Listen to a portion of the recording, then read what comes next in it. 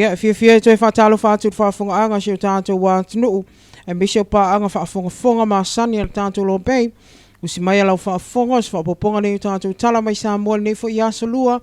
Pe ona lango malo si ai, le tātou whaltani malo anga le lei, le tau mea Sina Island Resort. E le ngatai leo o nanga le e-shop, e ale le tātou emta la. Whātasi ei fo i male Digicel Mobile Money, e le ngatai leo tātou Easy Bank. Tumua te tātou tala, o toi tu ina tu neimta au pone ali i tala vaus to alua. Leo lo mo liam tu a iei mo dianga le whaios whainga ainga whai wha maa losi se i tu lou. Mo le asa tolu al masina fau. Ai se i tu watu le avanua ia la lo ia e tangatanga iai mo lianga. Ua whai e whaasanga ia i la ua ele i tu leo leo. O i la ua ne o whala niko fatu ma paulo tui.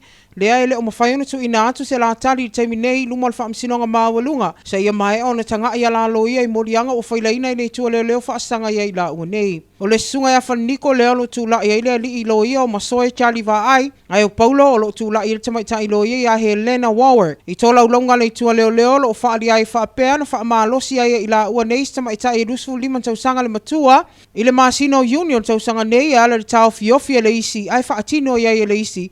Ia winga matanga ia le whainga ai inga whai whaamalosi se i tu lou.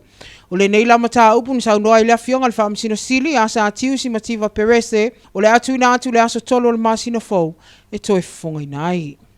Inisi o tala e fitus fufata usanga o sa mamatua leo lo ua molia le itunga leo leo o no molianga le whaatino ina ni winga matanga se i tu lau istene titi e la te a inga e peono tua i ai o ia. O le teimi nei ele umwhaion whailoa ina suafo le ni te maa matua o no le vāvala lata tele o le laso o tanga. Ma le teni tite e peon tua ia na afia i soli ngā tu la fono e peon tua ia i o ia. O le nei whalavelave whapean tu la i mai lava i le loto i whale o le nei a inga i se tasi a afia anga i le atu whale a lili. Mai whapea o le tene titi fo i le nei o sa granddaughter. O le ta mama tua le nei o lo omolia. Wa toi tu ina atu ai le afionga le whaamsino sili a sa atiu.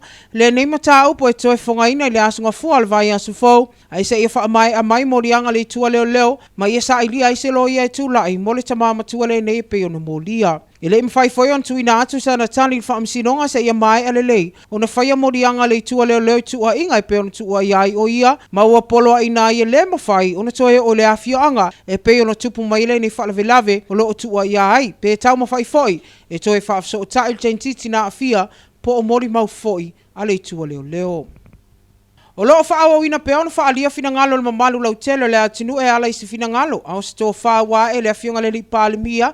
Susunga atu le epasa i lele modi e le ngoi ai meisa le kāpineta. I se fuafuanga leo le awha peona tapea i se tasi fitota inga sili on whaonga ina i tangata le lalolangi i le taimi nei po le Facebook. Peon sila fia le au whaafonga o maafua le atulanga. O na o tanga i le afionga le li pālimia wala lata mai le pālota tele. Po le whainga whiwhiringa le atinu. Ai wāti ria iona wa ia le telo tustusinga le talawhianga ai ma whaaleanga ina i pēr whainga mālo. Ai meisel taita i se ina i o mawhauwhango tangata e ala i lalato whainga whiriwhiringa. E le ngata i leana sa unua la fionga le li pālimia o neifsa o ta inga whaon po nei e ese leo ngā. Ai wato o tele atu tangata lato te whaanga ina se se. E whaaleanga i le is tangata ma whai ai tala le whaavaya anga i whainga mālo. O le taimi nei ele i wha mautu ina maiswhina ngalo le mālo i le fuafuanga. Ai wa whaalia le papole o to atele o tangata e ala tustusinga i lunga o le Facebook. E whaalia ailo lato po lenga. Una o le aunga atele o le nifso o ta inga whaon po nei. Leo lo mwhai e peona so tai maa inga i taimi uma i se tau e sili o na tau ngofie.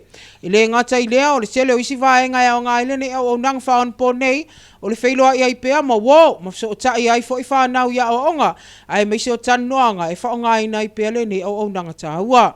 Na whailoa il finangalo se tasi o lo ia e whaapea o te tau tanga i to al malo i se isi awala e tau whaafoe ai lea tūlanga o le tuu i lunga o tangata o whaamtalanga mātanga a wale ai a tau lava leo tangata i lana i tūlau pe tai. A o lava ina tapea le Facebook o le a oi tangata e toi to tongi te leo tupe mo minute o telefoni e fsota i ai maa inga i atunu e mamao. Ai mai se lava le nei taimi o le whainga tālo i ai whaama i o te le COVID-19 fulmaleiva. Leo lo tawa i lava o na fsota i maa inga i atunu e mamao. I leo mautu maila le temi nei taimi o le whaatino ai le nei fufuanga o na lo tala noa ina pea i le afionga le palimia. Ato ai ma le kapeneta. Tala muli o toe ama tafoia na lia e mai va inga siri ona matanga e mese fa aluma atunu. E pe ona yese tasi fo yo ata sa pu e ina inisi matu i lunga Facebook. I la stona il va so msem vai atunei. Le alo va ai il fa o limon tamai tai sto tolu i se isi tamai tai. E ala takiki inga. Male fasina ile maketi oi e savalalo. O le nei ata lo pu e ina. Ile maketi, ma ole tu e wha anoa ai, ole mata le ai lava, o tele malu le atunu. Ile ai lava maseisi na oso e wawao pe tau fiofi, ai pu ele le lava i telefoni fe ave ai, nei whainga matanga. E le faula nei mata opa pe ono whaalia to tele o tangata, i o la tau finangalo i nei ata, o ta tau na toa i wha mafa wha salanga leo. Ai maisel wha amsinonga i ala i tangata la tau te fia ta pu e ina matu i lunga, nei ata matanga o tau valea i le atunu pelo sa moa.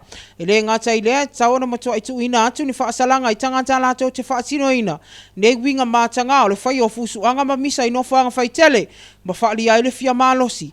Ai ngalo e tau valeo atu nuu. Ai maise o la tau a inga. Ai maise o matua. O le temi nei o lo osu e ina i leo. Le nei mata upu. Whafonga ngale atunu ai maise o nai a tātou paanga masani. Tamu whenga nai ala i tātou tala mai sa moa le nei tū lao le afiafi. Ma o se si ono whaopoponga le aso a tae au e mele teminei. Manu te le ina. Whaasau saunga lo toe la atinu. Whaasau i fuai.